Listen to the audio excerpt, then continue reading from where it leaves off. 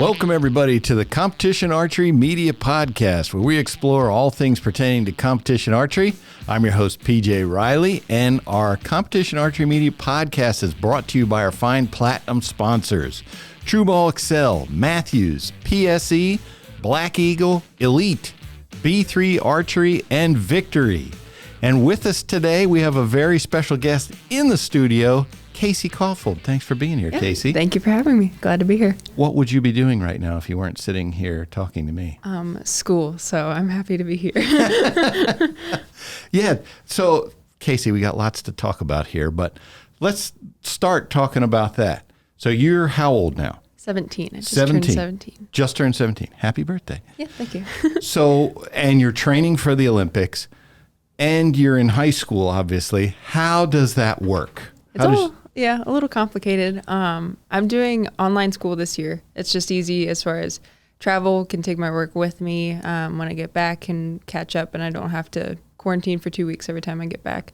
So, it's nice to just kind of go at my own pace, and I get it done in the morning usually, and then I train in the afternoon and evening, and it works pretty well for my schedule. How do you take a test if you're at home? It's kind of just like honors system, Okay. They allow open note, which is nice. So I just kind of have my notebook with all my, with my notes on it, excuse me. And, I kind of just sit there, do a test. I like it nice and quiet, so there's no like distractions or anything, but it's just all on the computer. Is that do you ever communicate with teachers? How does that work? There's on the platform I use, there's a kind of like an email sort of thing, but they don't usually answer super fast because they have other classes in school. Sure. So, you kind of just have to teach yourself as you go. So there's nobody sitting there telling you to sit down, be quiet, all the things I remember teachers doing. Yeah. It's kind of just, you work by yourself, and I'm kind of my own teacher. So it's nice.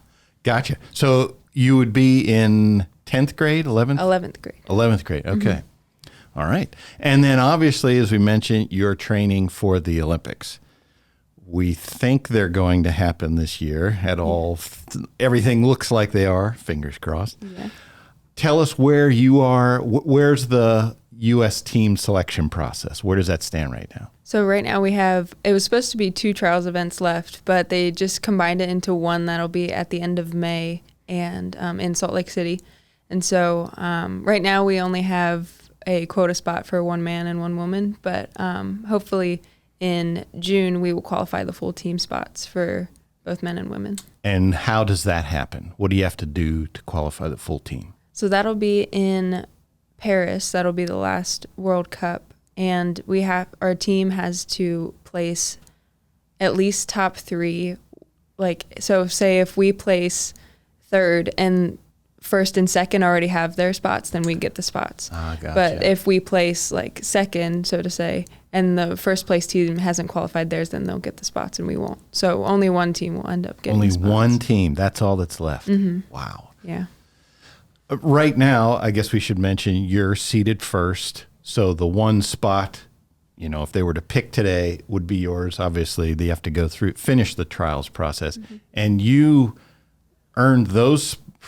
It was supposed to be last year, so you earned it 2 years ago? Yeah, 2019 was when I qualified the quota spot at the Pan American Games in the mixed team event. Yeah.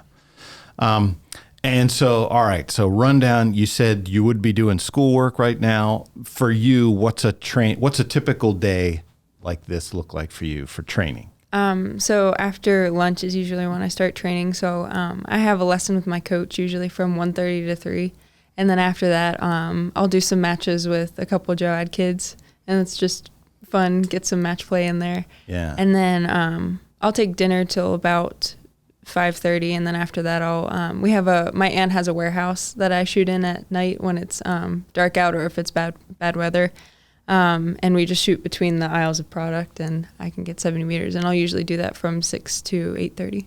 Did you ever hit any of her stuff? When I was young, once I first started shooting distance outdoors, I accidentally just had one slip and it hit.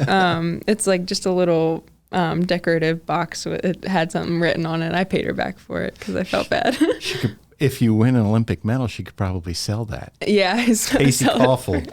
For a good price.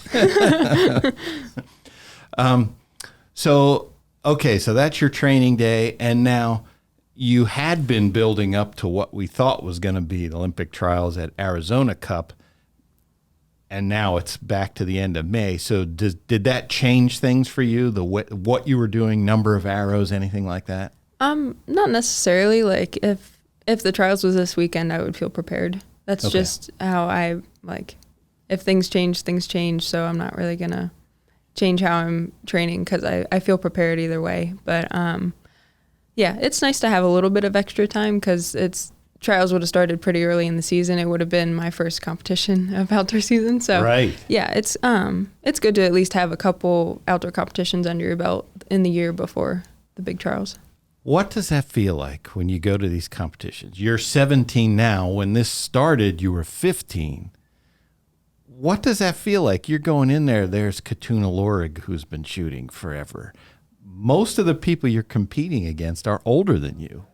What's that like? At first, it was definitely like a little intimidating, I would say, but not because the people were intimidating. It was just because like I was new to everything and I was young, and I know that their experiences are still outweighing mine just because of all the years they've had. But I feel confident in my ability as far as the work I've put in over the past couple of years. Sure. Socially, it works for you? Yeah, it works out really well. Even though like they're kind of in a different stage of their life than I am, we get along really well. And we always like to do fun things outside of competition. Like we'll go to Korean barbecue, play cards, stuff like that, just to have fun. Nice. Well, speaking of that, outside of archery, I want to know what you like to do that isn't archery. I like to sew. That's something I started doing about March of last year once everything shut down. I had a sewing machine for like a couple years, and Mackenzie Brown, she actually stayed at my house over the summer one time, and she knows how to sew. And so I was like, can you fix up my machine? Like I just didn't know how to rig it all up, and she put it all together. And then I started teaching myself how to sew.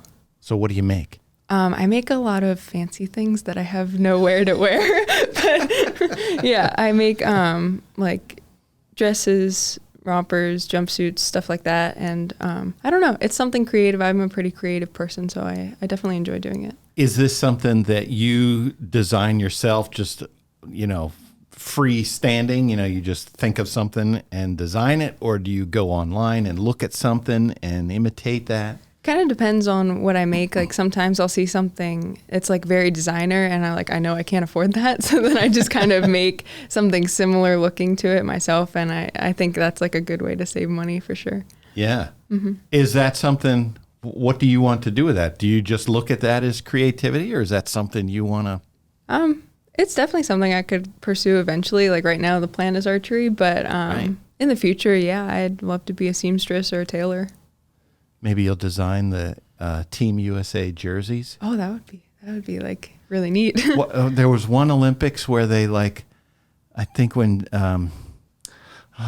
what's his name won it, where they just went to Gap and pulled these shirts out of the store and put them on. That was their uniform. And sewed Team USA on it. Oh my gosh! It was the guy who won the gold medal with the long hair. Oh, Justin Hewish.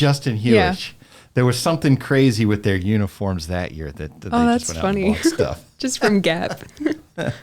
So if you would design one thing for Kyle, our cameraman, sitting over there, what do you think you could make for him? I don't know. He has a good style. Like I see him in some nice jackets and some nice shoes. So maybe a nice jean jacket, something like that. I could see. Right. He's giving me the thumbs up back there. Props for Kyle there. So, you said that this could be something that you do. Plans to go to school for that, or just keep doing what you're doing? How do you? That's a loaded question. I haven't really thought too much about college yet. I just did my course selection for my senior year, which is crazy to me because I feel like that came really fast. So I'll probably start looking at college options. If I do go, I'd like to do something in an archery school, because I feel like that'd just be easy to train, and get a degree for something else. So not quite sure what field yet, but got to start thinking of that for sure. If the Olympics happen this year, you'll be 17. Do you have in your head how many years you think you can go, or is that something you think you'll just play as it comes? I haven't really thought too much into the future about it. Like 17 will be this one, the next one I'll be 20, and the one after that I'll be 24. And like 24 is still pretty like young as far as like an archer's career, because Katuna's in her 40s and she still shoots great. So, gotcha. Yeah, I'm glad you didn't say 24. That's kind of old. No, I wouldn't do that. But yeah, I mean, if everything works out like I want it to, and I feel like I still have room to grow in archery, I'll still keep competing. So you haven't thought yet, like 10 years from now, I hope to be doing X. Yeah, I haven't necessarily put a set date on it. Just whenever I feel satisfied with what I've done in the archery world, I'll hang my hat. Gotcha. So do you ever see yourself doing something else in the archery world? Like we were saying, a good April Fool's joke would be say, Casey Kaufhold is switching to compound. Yeah. I'm not the best at compound. I just shoot it for hunting, which is fine. It's fun. A couple arrows just before I go out. But yeah, probably not compound.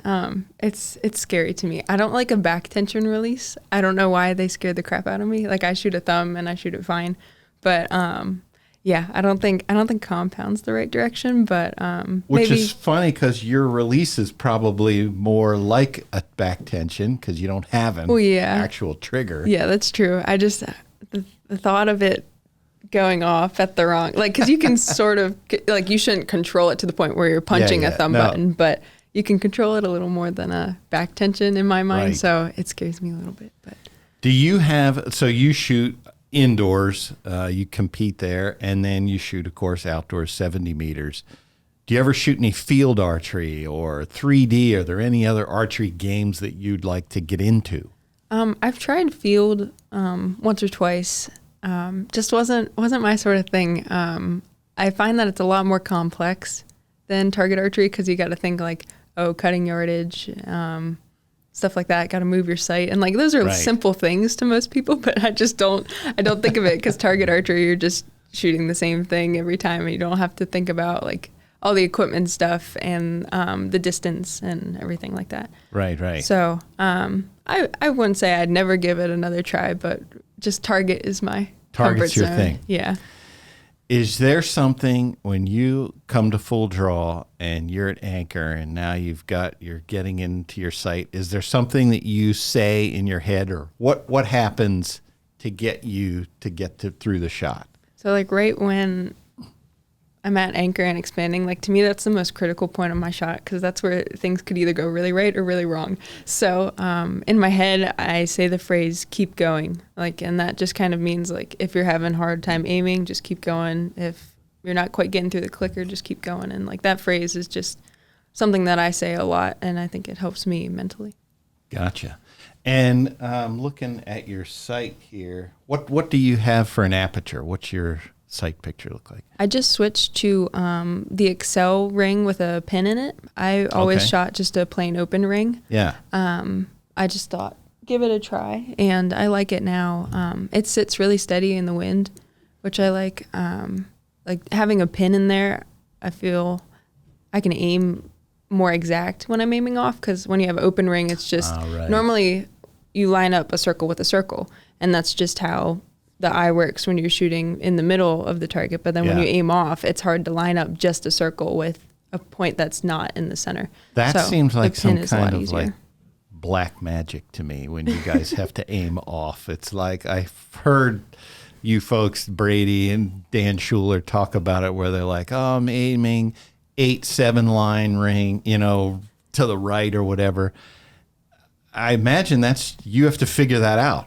Yeah. There is no set formula. It's whatever's happening down there. It's just however you feel and what the wind's doing. If I'm feeling like I'm having strong shots and then I'll get a confident aim point, like I'll just go with it. But some days you're fighting to find that right spot.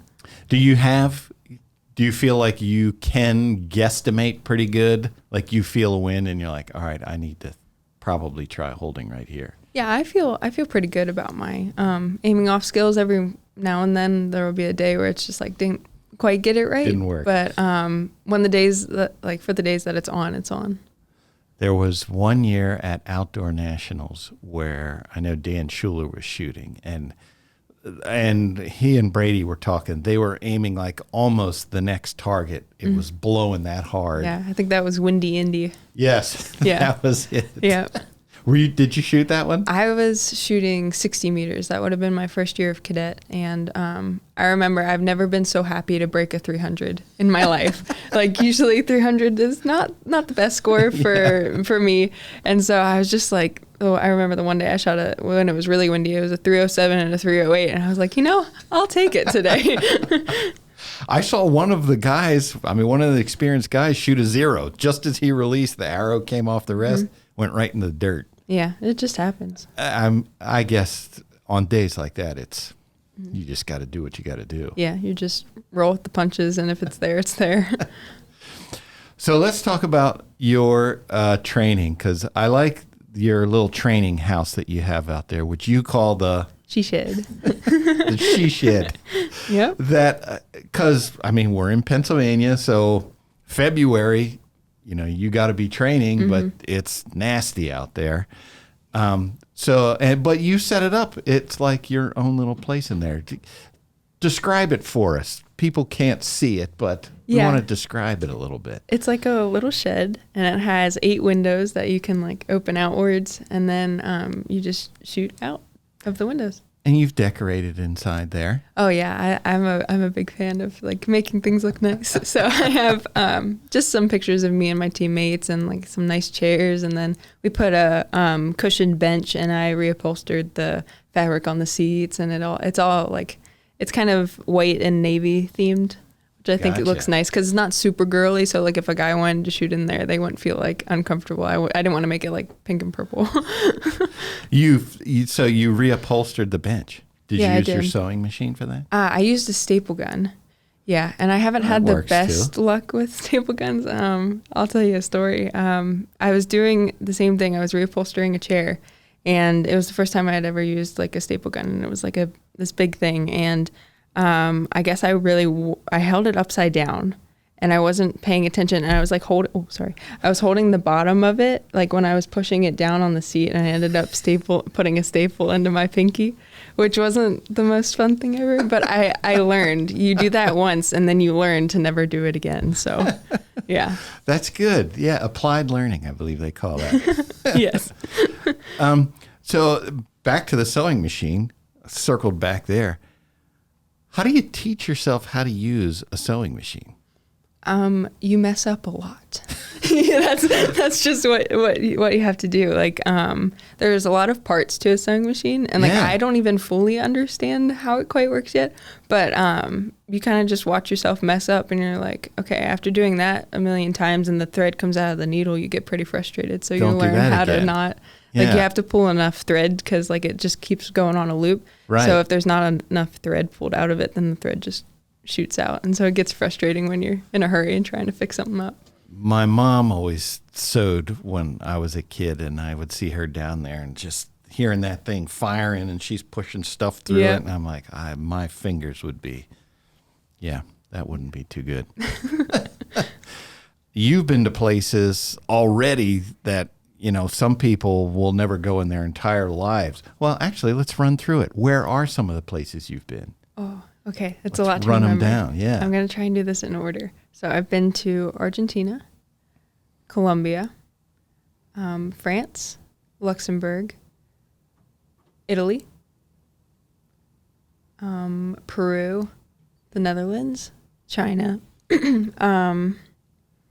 Spain, Turkey, and I believe that's it. Which one's your favorite? The Netherlands. What'd you like about? Why do you say that? That was fast. It was so clean. Like everything was so proper. Like the lawns were perfectly cut. Like the hedges were perfectly trimmed, and like there was no trash anywhere. And it was just like very clean, which is what I liked about it. Nice. Which one was your least favorite? I think Peru, not because like I loved the tournament. The Pan American Games were super fun, but just the city we were in wasn't exactly the safest. Witnessed some street fights that were a little bit scary, and like witnessed them. Yeah, witnessed them, and it was definitely different than things you see at home. Yeah, so, yeah. How is it for you? I would think that the food would be an adjustment. Obviously, you're competing, so you want to have the things that help you compete. But how does that work when you're in a place? Turkey. I don't even know what to eat. Turkey, they actually had like really good food. Baklava. Have you ever had baklava? I have not. It's so good. It's so good. So yeah, you kind of just find things that you like to take with you, and then once you get there, you just figure out whatever they have and work with it. I think one of my favorite places that I've gone to that had the best food was Colombia, because on the field they had fresh fruit, and I'm a big fan of fruit. I eat fruit with like every meal. So yeah, they had like pineapple, mango, papaya, and it was so good. Nice. What do you drink? I usually just do water. I'm not a big fan of like soda, coffee, tea, anything else, so I just do water. Sometimes a Propel or a Gatorade. When you're out there traveling, like you said, you witness street fights. What is, like, are you always with other archers? Do they have security with you? I don't even know how that works. Yeah, depending on the place, they'll have a security guard on the bus. That was Peru. That's how it was, just because things like that happen, and you never know. But we always travel together as a team, and like even if somebody goes out to go to the grocery store to get food, like they say the buddy system, like go with somebody. Right. Now, speaking of teams, if you get onto the Olympic team, one of the new events will be the mixed team, which would likely be you and Brady. Jack Williams, of course, is in the mix as well. And you like that. I know I've asked you about that before. You like the team shoot. Yeah. What is it you like about that? I just think how the energy feeds off of one another. Like, I think Brady and I do really well in a mixed team because we kind of just feed off each other's excitement, but we never get like too excited. Like, right. We're obviously like ready to go and prepared, but we want to have a fun time too. We don't want to always be like super serious. Like we want to be calm, cool, and collected, but have a good time. And now Brady, of course, he's been to 3 Olympics already. 3 Olympics, London, he won the bronze medal, but there was a match 2 years ago, I think it was, where it was you and Brady shooting, and you were the ace, and Brady was having to help you out. Which one am I thinking of?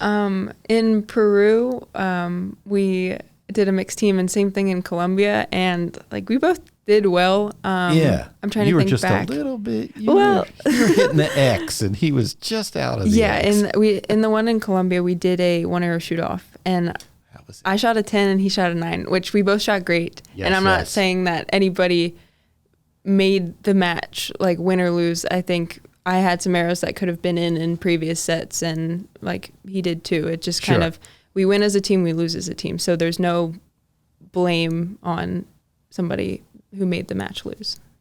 But come on, if I came back and I just had to pick Brady Ellison up, I have to imagine that I would mention that a few times. No, I don't bug him about it, just because like I know like it happens. Like you can't always, you're not going to shoot a 10 every time. It happens. What is it like being around someone like Brady, who is that good and just has all that experience?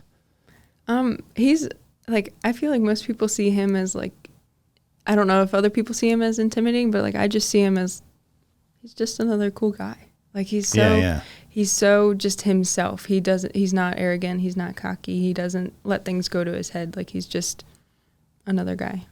And you guys talk fairly regularly. Yeah. Like I'll text him every now and then, just see how it's going. And, I'll let him know, like, he's shot some great scores in practice, and I always tell him like when I shoot another one up, trying to get closer to his. But we have a really good friendship, and he's a great teammate to shoot with. So for you being on the recurve team, what did it mean? Did it mean anything special to you to see him as a recurve guy shoot a 900 at Vegas last year? Yeah, that was absolutely insane. I watched him shoot his last arrow, and you couldn't help but smile when he stepped off that line. Because, it's just, how many arrows have gone into that and how much work. And I was just so incredibly proud of him, and it was really cool to see it happen. What do you think it takes to be able to do that? I mean, Crispin Duenas shot a ridiculous score, but he got beat by a 900. I mean, he got beat by the perfect round. But what do you think it takes to do that as a recurve? Because obviously you can shoot 10s, and we always say, well, if you can shoot 1, you can shoot 90. But yeah, I think it's more of a mental thing, really, because as you keep going, like you think like, oh, I've shot 10 ins in a row of 30s. And then it goes, oh, I've shot 15 in a row, and then 16, 17, 18, 19. And then you get to that last one. And I'm sure he couldn't have helped but thought, like, what happens if I shoot a 9? Like, naturally, that's just what the brain thinks. And I think it takes a really strong mental game to get up there and shoot 3 10s after you've shot the whole round perfect. Have you been in that situation, not for a 900, but where your last arrow had huge importance? Yeah. I shot my first 300 in practice a couple months ago. Okay. So it was in JOAD, and we were just doing, I don't know if it was like a pin shoot or something, but we were scoring, and I just I realized I haven't dropped any points yet, and then I look at the scorecard and I was like, that's all 10s, and then I get to the last end and I let down probably 3 times. Did you just really? Because it's so hard. People think like oh, just shoot your last arrow. It's that easy. But no, like when you think like, what if I shoot a 9? And then like you sit there for a minute and you're like, well, how great would it be if I just shot a 10? And then you just get up there and you shoot a 10. But it's definitely really nerve-wracking on that last arrow, because you're like, this is a perfect score. Is that how you turn it around? How do you turn that around? Yeah, it was kind of like what I said. You think, oh, what if I shoot a 9? But then you think, I'm just going to shoot a 10, because that's going to feel great when I shoot a 300. Right. So you just kind of, you freak out for a minute, and then you get over it, and then you just do it. I hate to put him on the spot, but Jared Lau, who we both know over in the pro shop, was shot NFA Indoor Nationals this weekend, and his 120th arrow, that was the one that missed the X. Oh. Yeah, he would have won outright men's freestyle, the amateur division, which is a big division, and he missed the last arrow. And he said, he made a social media post about it and said, I got in my own way. But yeah, that just, it just drove it home. Here he shot 119 in a row. Yeah. 120. It's really difficult. Like, I've never shot a clean NFA round, but it's difficult. Like, even if you're not going for like a perfect score, but a new personal best, you think like, oh, I'm right there, I can do it. And then just the brain goes, why don't you shoot a 9? Like, like it happens. Like, it's not something you try to do or try to prevent. It's just the thought that pops up in the head.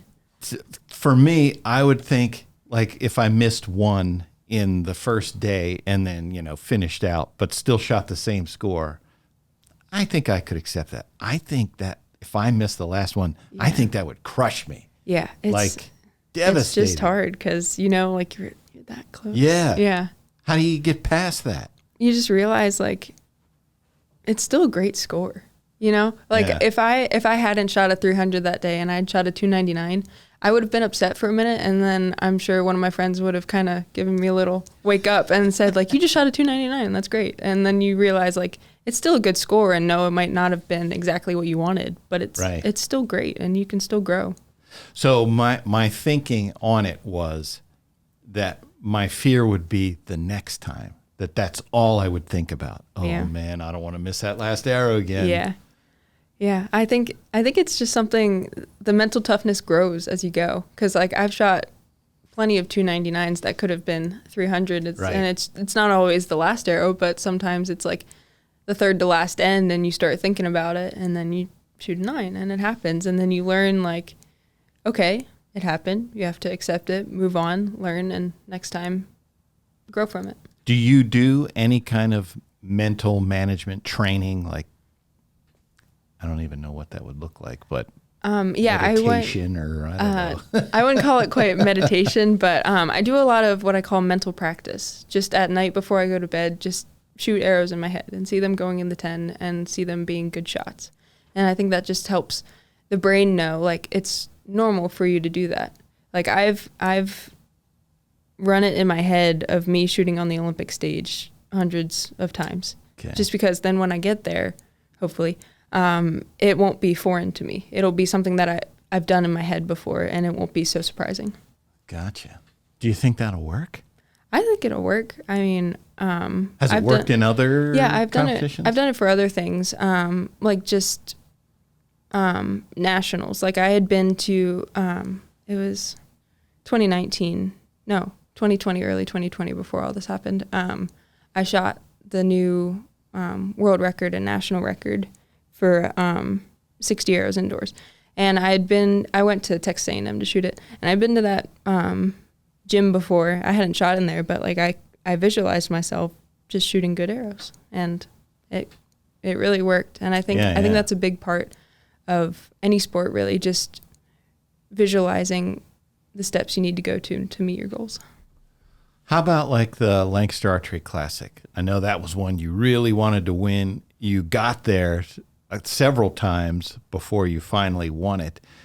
Was that a case of just having been there before that helped you? Or again, I'm a pessimist, so I'd keep thinking, oh man, I got up here last year and lost. And that would just, boom, sink me. I think the losses honestly helped me because it fueled that fire to win. Because it was 3 years in a row. See, that's why you're a winner and I'm where I am. You need to start taking notes. But it was 3 years. I ended up second place, which second place is still great. Sure. It's still a medal. Absolutely. And I was happy to just compete and end up on the podium, but I really wanted that win. Like, it's just like, you're like, second is good, but first is great. First feels great, you know? So I put in the work and I knew it was something I really wanted. And it just ended up being a good year. I kind of learned from the past experiences. Like, I knew when I would start to get nervous. Like, I could feel myself like start to tighten up. Like, the thing I notice is my hands get very tense. Uh-huh. And so like the last classic, like I in between arrows, like I kind of just shook out my hands and like relaxed, because then it helped my shots be a little bit smoother. Right. So I think having those past experiences definitely helped me figure out what to do and what not to do. Gotcha. Yeah, I can vouch that you put in the work, because when we had leagues at Lancaster, it was always frustrating because you're shooting better than most of the compound people. Yeah. Yeah, it was fun. I miss league. I haven't thought about that in a while when we do the classic score. So hopefully in the next year or so, we'll get that back going. Indoor, outdoor, which do you prefer? I like outdoor. You do? Yeah, I like being outdoors. I'm an outdoorsy person. So it's not that I don't like indoors. I think indoors gets a little frustrating at times. Like we said, it's easier to be perfect in my mind when you shoot indoors. So you just tend to overthink it and overfocus. So I think outdoors is more laid back for me, and get to travel it a little bit more, which I like. For outdoors, 70 meters. You've got your scope centered, or now you have your pin in the center. How much variant? Talk about what happens and how big of a problem that can cause you. Like if your pin is down in the bottom of the 9, or if it just moves a little bit. Yeah, it happens where the pin just doesn't quite want to sit in the middle. Sometimes like it'll circle or it'll just bob, kind of. Yeah. If it happens, it happens. And just kind of wherever it goes off, I always try and have the best follow through. Because I know if I go like that or like that and try and fix it, it's not going to end up in the middle. Yeah, it never works. You can try and move the arrow in flight, but it never works. So if it ends up being not in the middle, I just think right before the shot goes off, smooth follow through, and it ends up where it ends up. Gotcha. I'm guessing at that point you want it to hit where your pin is versus versus as you worse said, than trying to make something happen there. Yeah, it's just, I think if you try to fix it, it just builds up tension, and that never helps. Gotcha. Do you do any kind of training to help you make that pin sit steady, or is it just practice shooting your bow? One drill to help with sight movement it's called the water bottle drill. You take about a half full water bottle and you tie a string to the cap, and then you tie it onto your front bar, and then as you raise the bow, it kind of swings back and forth, and it'll kind of just make the pin move, and you try your best to not tense it to get it in the middle, but just hold it steady if you can. And just that varying weight helps. A bottle cap tied to your stabilizer. Like a water bottle. And like you tie the whole bottle. Yeah, the whole bottle. And then you just tie a string around the cap and then on your stabilizer. Oh, okay. Just to get that weight. Yeah. And then you have to react to it. Yep. Gotcha. Yeah. I'm going to have to try that. Yeah. Would that work for compound too? Yeah. Yep. Compound recurve, you can both do it. That sounds good. Yeah, I can never get that pin to sit still. I always hear archers talk about, well, I put the pin in the middle. I'm like, man, mine goes around the middle. Yeah. It goes through it. Yeah. Just kind of depends on the person and the setup. All right, Casey, speed round here for questions. Okay. What's your favorite food? I really like steak. Texas Steak? Roadhouse steak. Really? Yeah. Wow, I wouldn't have guessed that. I was expecting one of your fruits. Oh, well, that you mentioned. fruit is good too, But but like steak is fantastic. Is that as part of your training? Like this morning, you said for breakfast you had like a power bar and a apple or something. So is steak like a reward, or can you work that in? You're 17. You could probably do whatever you want. Not quite, but yeah, I try to have a smaller breakfast. That way I can eat a little more during the day. So I won't have steak a lot. Like if I go out to dinner, I'll get a steak. That's what you get. Yeah. Okay. Favorite song? Oh, I like Harry Styles, who's pop, but I mostly listen to country. So Okay. like my favorite would be Sign of the Times by Harry Styles. But if I had to pick like what I listen to the most, I really like Eric Church. I like his new album. Yeah. Okay. Favorite restaurant in Lancaster County? Texas Roadhouse. It is Texas Roadhouse. It is Texas Roadhouse. Not like, boy, I thought you'd have picked one of the locals. Like, No. Good and Plenty or something touristy and Amish. Nope, just Texas Roadhouse. Favorite color? Ooh, I like gold. Gold. Gold is pretty cool. I got I like see a your goldish arrows back themed there bow. with your things there. Yeah, gold Yeah. or like a light pink. I like too. Gotcha. Favorite place to go? Just Like hang anywhere? out? Anywhere. Anywhere. The mall. I like to go shopping. To the mall. Yeah. Park City? Park City. I like Park City. I went to the premium outlets in Philly last week. Spent some good money. Yeah. I would think King of Prussia would be. Oh, yeah. I haven't been there in a while. I might Yeah. have to go there sometime. Sorry, Mom and Dad, for putting that out there. Favorite TV show? Ooh. I like Friends. That's like Friends. a classic. Yellowstone is one that I started watching. Okay. That I like a lot. My family has been on a Western kick, so Yellowstone is probably. Do you my watch all-time much TV? Not too much. I'll do like a Netflix series rather than like something that comes out like each week. Right. Like if I just have a free night, I'll watch a couple episodes on Netflix. I was going to say Netflix or Prime Video. I don't know. I'm more of a Netflix fan because Prime Video you sometimes still have to pay, That's no good. Yeah. and then Netflix you just pay once and then it's fine. Yeah. From your position, I'm guessing the Koreans are they're like the team to beat. Yeah, I think the Koreans have had a strong hold on the top spot in the world for a while now, and I think part of that is they start them out from a very young age. Like it's just part of their culture. That's what they do. You pick, if you want to do a sport, then you pick a sport. And like at the age of like 8 to 10, you start shooting archery. And then that's what, if you're good at it, that's what you do for the rest of your life. And I think it's a big advantage that's just all they do. Like they could do other things. They could have other jobs and all that, but most of them, like archery is their career. And I think in the United States, like some people still have other jobs. Not everybody. Some people do this for a living, but yeah. It's limited in recurve especially.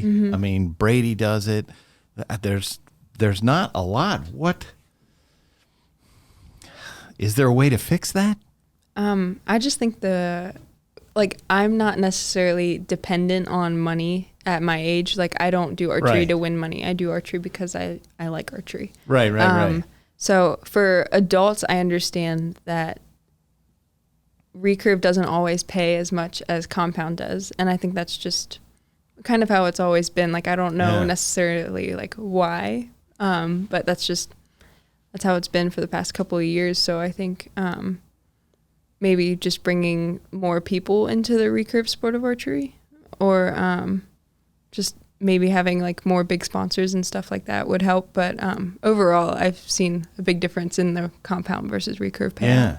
Do you think that indoctrination that the Koreans have, where basically that's what they live every day, do you think that's the difference? I think it was one of the World Cup finals in Vegas. There were two of the Korean women shooting next to each other. And I was like, man, what was impressive was they were like machines. And they looked identical. Everything they did was exactly the same.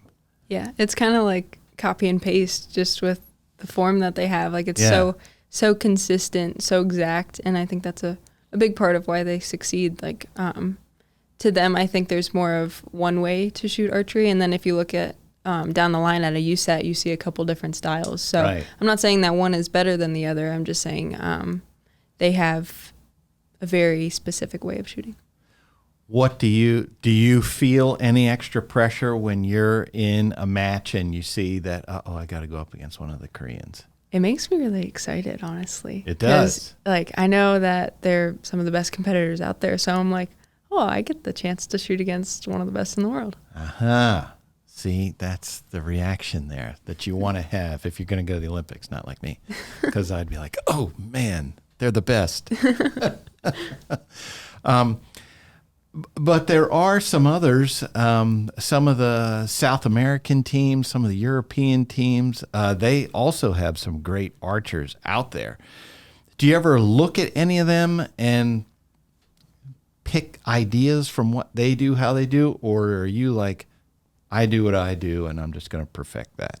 Yeah, like I'm open to looking at different training styles or different drills and stuff like that.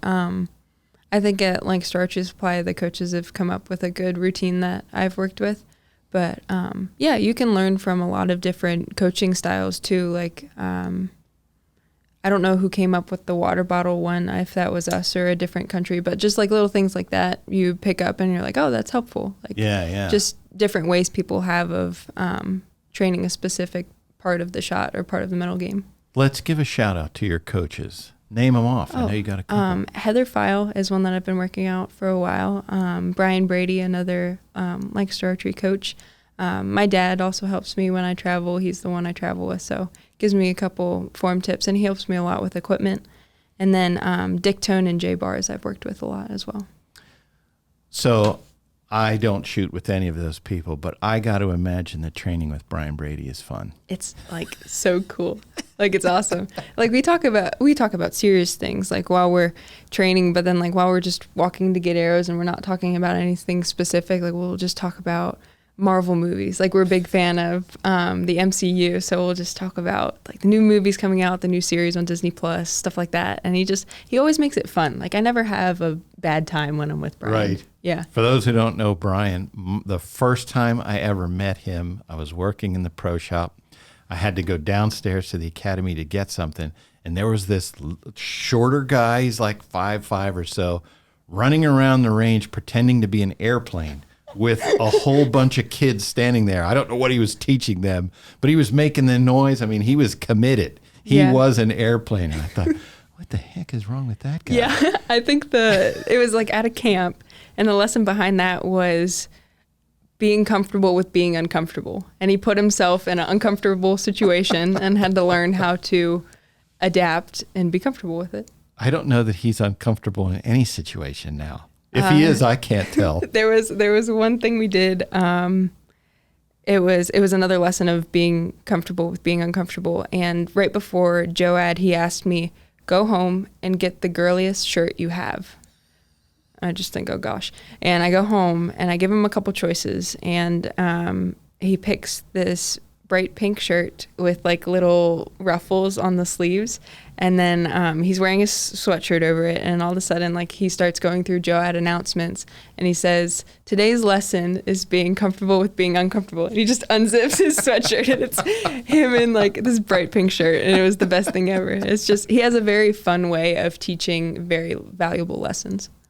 I got to imagine that's a help too, because all the shooting you do, at some point, it's got to get monotonous after a while. I mean, I know you want to win and you're committed to it and you'll do what needs to be done, but just being a human being, I'm sure at some point, and to have someone like that to make it fun. Yeah, it definitely like makes it fun, and I enjoy shooting with other people too. Like I shoot by myself sometimes, but I enjoy spending that time with other people because you just get to help people out, talk about what tournaments they're going to and all that, and it keeps it interesting other than just kind of being stuck in your own thoughts. Do you find now that when you go to tournaments that more and more people know who you are, younger kids, things like that? Yeah, sometimes, kind of depending on the event. I'll get a lot of people ask like to take a picture, and it's nice to like meet everybody, especially the little kids. You get to like, they're usually kind of shy, and like it's always like their parents are like, go take a picture with Casey. So yeah. Do you remember your first autograph? Oh, I think it was at the Classic. I think it was at the Classic. In the like Meet the Pros. Yeah. Gotcha. I think it was one of those. And like, yeah, it was kind of like, I felt like big guy in town, you know? Like, yeah, it felt pretty good because it's like, oh, this person like wants to meet me and wants to get my autograph. Felt good. Perfect. All right, Casey. Well, we certainly appreciate your time today. We don't want to keep you away from your schoolwork. We know how important that is to you. But thank you for your time, and we wish you the best of luck. I know we're all going to be watching. Of course, we're going to be watching here, but you know, the sporting community as a whole and the archery community to watch as this Olympics, because I mean that's a big year. Mm-hmm. We always see a big archery spike when the Olympics. Thank you so around. much. So yeah, we appreciate your time. Folks, that's another episode of the Competition Archery Media Podcast. You can find it where you find... Folks, that's another episode of the Competition Archery Media Podcast. You can find it on all the platforms where you get your favorite podcasts. Thanks for joining us.